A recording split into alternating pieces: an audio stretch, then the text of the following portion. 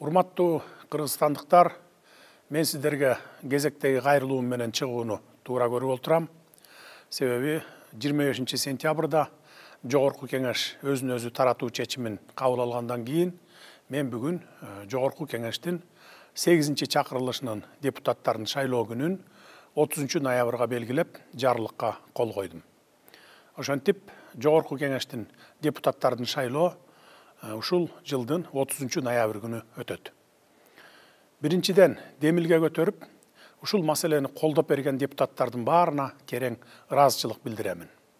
Сиздер алдыда калган 1 жылдык депутаттык мөөнөтүңүздөрдө эмес, мамлекеттин узак мөөнөттүү туруктуулугун ойлодуңуздар. Мамлекеттик деңгээлде мамлекетчил атуул катары ой жүгүрттүңүздөр. Себеби келечекте эки шайлоо ар 5 жыл сайын бири-бирине учкашып өтсө, бул биринчиден борбордук шайлоо комиссиясы үчүн кыйынчылык жаратат, экинчиден саясий стабилдүүлүккө залакасын тийгизиши мүмкүн. Үчүнчүдөн келерки жылы күздө Шанхай кызматташтык уюмунун саммити жана көчмөндөр оюну бизде өтөт. Кыскасын айтканда 9 толго бир келип жатат. Кээ бир саясатчылар же оппозициячылар 1 жылдан кийинки өзүнүн президенттик шайлоосуна кам көрүп жатат деп ойлошу мүмкүн. Жок туугандар, андай эмес. Мен эч бир депутаттан тарагыла деп суранган деле жокмун. Мен 5 жыл мурун 80% элдин колдоосу менен өткөм. Кийинки шайлоого талапкерлигимди койсом, 90% менен өтөм деп ишенем. Анткени элдин колдоосу мурдагыдан да күч экенин сезип турам. Тек гана мындан ары узак мөөнөткө саясий стабилдүүлүк орногонуна кубанып жатам. Эми Кудай буйрса, эки шайлоонун ортосу дайыма 1,5 жыл аралык менен өтүп турат. Ошондуктан, урматтуу депутаттар, ар бириңиздер өз керт башыңыздарды ойлобостон эң туура чечим кабыл алдыңыздар. Биз башкаруу системасын иреттеп, түз жолго салып, саясий кризистерди жойдук, экономикалык өсүштү камсыз кылдык. Эми келечекке узак мөөнөттүү стабилдүүлүктү орнотушубуз керек эле. Мына эми узак мөөнөттүү стабилдүүлүктү калыптандырдык десек болот. Эми урматтуу эл журт, кайрылуумдун мазмуну төмөнкүчө болмокчу. Көз карандысыздыкты алгандан кийин 30 жыл ичинде Кыргызстаныбызда 3 жолу төңкөрүш болду. Үчөө тең шайлоолордон келип чыккан. 3 жолу мамлекетибиз чачырап кетүү коркунучуна келип такалган. Анткени шайлоолор адилет өтчү эмес. Биринин добушун экинчисине кошуп, же болбосо аз добуш алган талапкердин добушун көбөйтүп, добуштарды сатып алып, айтор бийлик башындагылар каалагандай шайлоолор өтүп келген. Азыр анда эски шайлоо системасын жок кылдык. Илгеркидей бюллетендерди эртелеп чыгарып алып, шайлоо участоктарына алдын ала камаздап ташып барып, аларды күнү-түнү кайтарып жаткан мезгил өтүп кетти. Баары санариптешти. Азыр эми шайлоо участогуна барып, каттоодон өтөрүңүз менен ошол жерден бюллетенди компьютер чыгарып берет. Каалаган талапкериңизди шайлап, бюллетенди автоматтык жашикке саласыз. Автоматтык жашик добушуңузду кайсы талапкерге бергениңизди дароо эсепке алып коет дагы, шайлоо убактысынын бүтүшүн күтөт. Шайлоо убактысы аяктап, кечки саат 20:00-дө жашиктин кнопкасын басканда, кайсы талапкер канча добуш алганын дароо эсептеп чыгарып берет. Андан сырткары жашиктеги бюллетендерди төгүп алып, талапкерлердин байкоочулары менен биргеликте кол менен дагы санап чыгышат.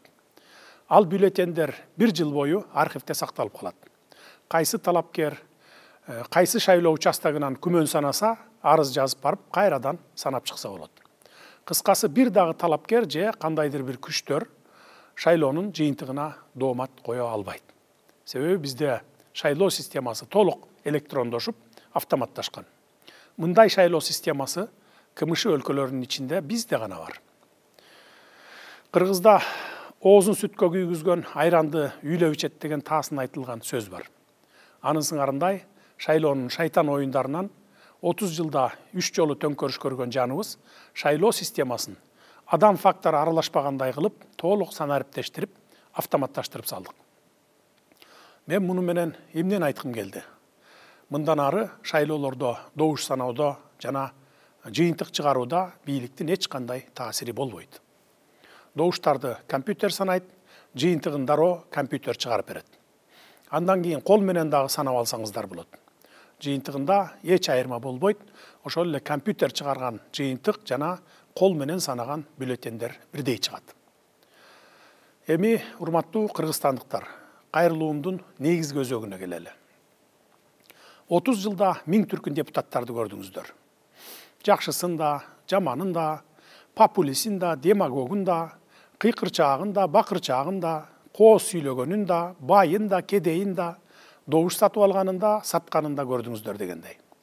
Ошентип депутат шайлоодо мастер эле болуп калдыңыздар деп ишенем. Ошондуктан келе жаткан шайлоодо татыктуусун гана шайлап алыңыздар демекчимин. Татыктууларды шайлап алуу эми мындан ары өз колуңуздарда. Өз балабыз деген түшүнүктөн дагы алыс болуңуздар. Чаткалдан алайга, алайдан ат башы менен каркырага чейин барып койсо дагы баары өз балаңар. Биз баарыбыз бир эле элбиз. Азыркы мыйзам боюнча ар бир округтан 3төн депутат шайланып келет. Бир шайлоочу талапкерлердин бирөөнө гана добуш бере алат. Башкача айтканда, бир шайлоочу бир добуш. Үчүнчү орун аялдардыкы. Мурда аялдар эркектер менен бирдей шартта эле шайлоого катышчу. Көрдүңүздөрбү? Дүйнөдө бир да өлкөдө жок системаны киргиздик. Аялдардын укугу тебеленбесин дедик. Биз аялдарды сыйлаган улутпуз. Биздин улуттан эл башкарган аялдар мекенин коргогон баатыр кыздарыбыз чыккан. Ошол эле адам укугун, аялдардын укугун коргошубуз керек деп кыйкырган өлкөлөрдө аялдар үчүн мындай шарттар жок. Айткан сөздөрү менен кылган иштери дал келбейт. Башкалардан талап кылганды жакшы билишет, бирок өздөрү ошол талаптарды иш жүзүндө аткарышпайт. Урматтуу кыргызстандыктар, биз бийлик тарап таза шайлоо өткөргөнгө толук шарттарды түзүп бердик. Эми сиздер таза шайлап үйрөнүңүздөр. Добушуңуздарды сатпаңыздар. Добуш сатып алам деп келген талапкерлерди эл арасына алып чыгып, катуу уяткарыңыздар. Экинчи, добуш сатып алам деп келбегендей кылыңыздар. Жол, мектеп, бала бакча салып берем, же асмандагы айды алып берем дегендерге таптакыр ишенбеңиздер. Депутат деген эч нерсе куруп бербейт, депутат деген мыйзам жазат, анын аткарылышын көзөмөлдөйт, эл менен бийликтин ортосуна көпүрө болуп, округунда кандай көйгөйлөр болсо жеткирип келип, анын чечилишине кам көрөт. Добушуңарды сатып алган депутат эзели силер үчүн же мамлекет үчүн иштебейт.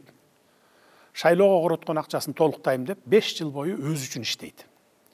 Добушуңуздарды сатсаңыздар, 5 жыл бою ал депутатты округуңуздардан көрбөйсүздөр.